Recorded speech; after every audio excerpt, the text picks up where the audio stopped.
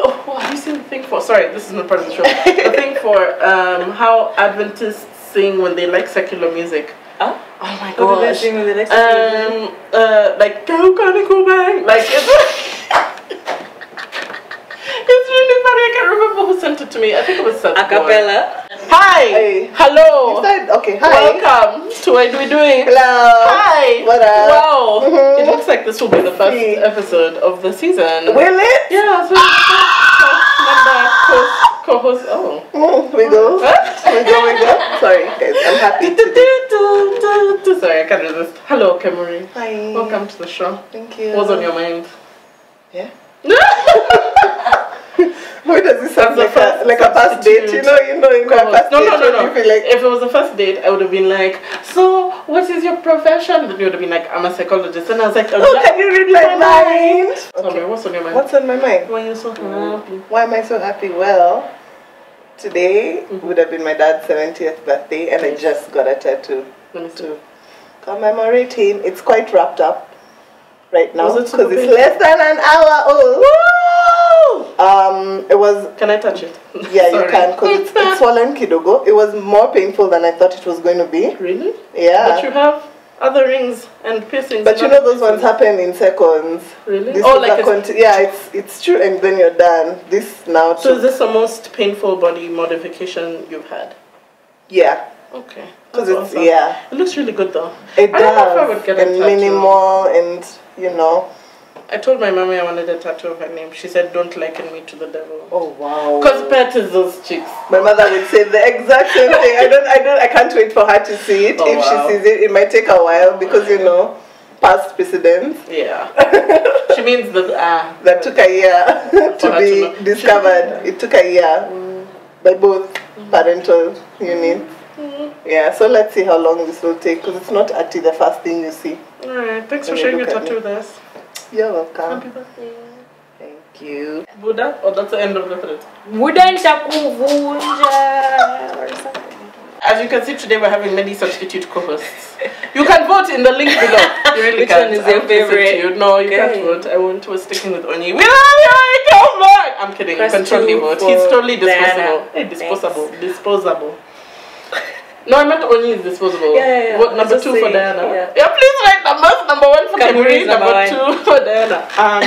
So, today, I was going to go to XS with my friends. But XS is closed on Sundays. I'm very sad. If there's a day for a club to be open in Nairobi, I feel like it's Sunday. Like you would think. Anyway, that's beside the point. I want to know, because one of my favorite dancers there is UN student. Yeah. So, when you were in uni, did you ever think of dancing to pay your fees? Yeah. And then you didn't? Yeah. Why? Can you show some moves? No. Can I just... I wanted to do many things. I wanted to do stripping and I wanted to do selling. Stripping or dancing? Sorry. Would you have been a stripper? Do you know how much money they were making at that time? Such a great stripper that you would never have to work again. Somebody else, I bought a whole Ferrari from one night. What do you mean? Yeah, one night. One night of what? Who was in town? What the fuck? But that's New York City, so... Yeah. Okay. So you wanted to do dancing? And then selling of eggs. Oh, I have a friend who did that. Yeah. How much did you pay for eggs? My friend covered her whole tuition for all 4 years. Sorry? One time. And our tuition was $50,000 per year. So... What? Yeah. Because she was like blonde, blue-eyed. She fit everything that they wanted.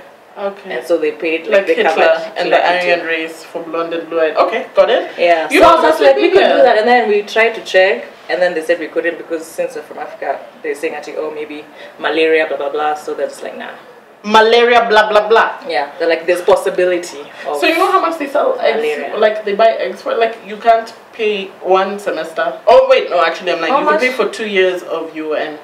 That's what you could pay for. How much is that? Because when my friend sold her eggs, I think she sold like 8 eggs and she got like 60, 70K. What? Yeah.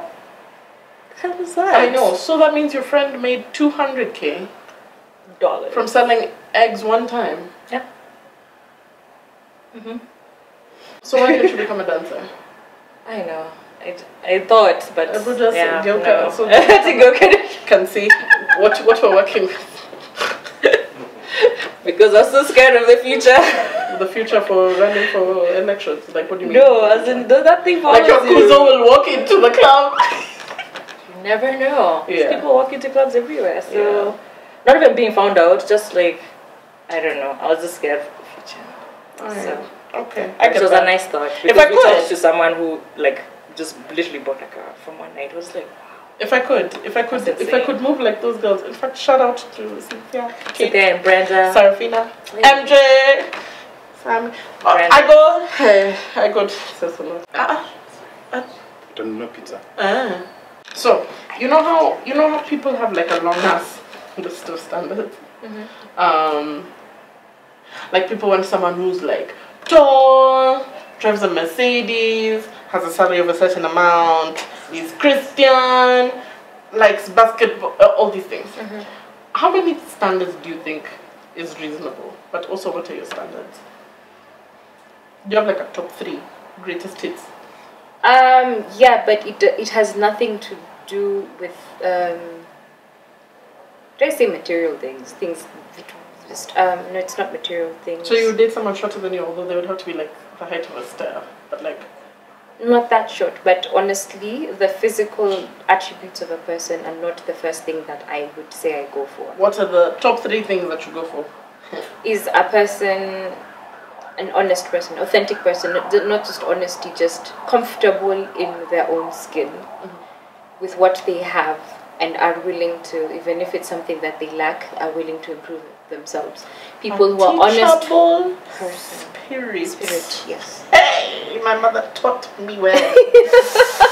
She done born me well. Yes, so that's one of the things. Like you at least are comfortable. You're not constantly competing with people over who's going to buy the most drinks at the club. You get my guy last night that booty, A person who has some form of self-control. What do you mean self-control? You don't do things on impulse, like you don't just go starting and provoking fights. You don't. There's just a lot. Like there's some form of restraint in everyday things that they don't do. Like you could write a tweet about something, but you choose not to because you think ahead, and you're like, this would not go well, so I will just refrain. Or if someone provokes you, when the first thing is not, hey, Buddha, nakupiga, and then you can't fight them, and then it's not your thug voice. Do it again. Do it again. Do. Buddha. It helps to have a source of income. It helps. Yes. But it's not a deal breaker. If you don't currently, if that is your current situation, it's not a deal breaker. If that's your current situation, but you are actually working towards doing something that will be beneficial to you and to me as well, then that's fine. It's not a deal breaker. But if you just don't have a source of income and you just go with it and you're like, I am just on this earth and life hates me and I don't know. That definitely. Is that how you interpret jobless people in your head? No, for some people. There are people that I know of, even with jobs, who have excuses for not developing themselves and being better than where they are. Like, they'll always have an excuse. Because you're like, oh no, I don't have jobs, no one is hiring. And then I'm like, have you tried going to school to maybe try and increase something in your CV? You don't even have to go to school. There are courses that you can do. And then it's just like, excuses after excuses after excuses. And I'm like, so I'm going to tag you. Anyway. Thanks, bye. Is it you? Tony. Probably the. Is that hole in my pants? Game of Thrones. Yes. You've read the books? Yes. Are you ready for the season? I am. The only reason why the series kind of vexes me is because thanks. I've been introduced to toning. So you need more women friends. Yeah, because all women know about toning. Okay, some women. Jeez.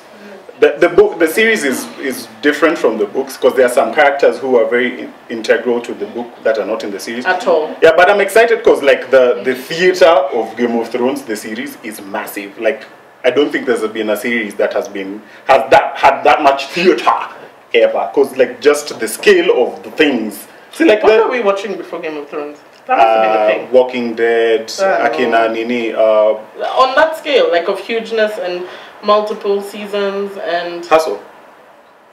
What? Scandal. Nah. No. Like, like in hugeness. Like, guys, Really? for many Just people on started. social media talking about it. Really? Well, that was after you were. The only thing that I can compare to Game of Thrones is like Lord of the Rings with regards to just like scale. Because like But it wasn't as, yeah. Because like Battle of the Bastards was like the most expensive action sequence ever filmed for TV. Something ridiculous like that. Yeah. Yeah, so I'm very ready, very ready. I am opposite. You're not I excited? am so ready for Game of Thrones to be done. I love Game of Thrones. Yeah, okay, fantastic. Yay. Never read the books. Couldn't get to. I don't actually like George Martin's writing. I don't know why. I've read one book that he did for CG Vampires. It was bad. It was called Fever Dream. I read another one. It was bad. Yeah, it was bad. bad. And then I started reading the first book. I got so tired I gave the book away. Like I'm just like. But that's not why I'm not ready for Game of Thrones. I'm just tired of the masochism. Like I'm just like, wow, this is so tiring. Like my emotions are just pulsating and just like all up and down. I'm so tired. I'm so tired of the emotional meaning. The only, because there's a lot of shit that's very off about Game of Thrones. But I guess because he's trying to be correct to the period, because technically that's like the Middle Ages, and the Middle Ages was very masochistic. Like women were like cattle. Which is why even in Game of Thrones, like just the amount of just shit that happens to women is a lot. And I don't know how I wasn't paying attention to that in season 1. Because in season 1, like, Khaleesi is raped in season 1. And you see, the reason why that's odd is because in the book, that's not how that sex scene happened. Because in the book, like, she basically, like, mounted him. Like, he was lying down and then, like, she carried him and then they had sex like that.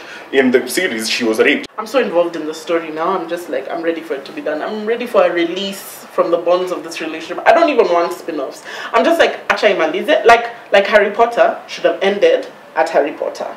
Like, I'm done. No Grindelwald and G. I will go and watch Fantastic Beasts, definitely. Especially now that Johnny Depp has been exonerated from being the person who was doing the domestic violence. But, Cursed Child, whatever, sour. But like, I just want it to end. Like when the series ends, just let it end. The thing I don't appreciate about J.K. Rowling is how she keeps telling people all these things after. Like, oh my god, Dumbledore and Droid Anal. What having said, like, we didn't ask you. Why is it not in the book? The fuck you mean? Yeah. You're like, and Nani's parents were like, yeah, I don't want to know. Put it in a book. I don't want to know. The fuck you mean? I don't want to know. Like, the magic was consecrated. Anyway, tell them what number to vote for you as co-host. Number 4. Alright.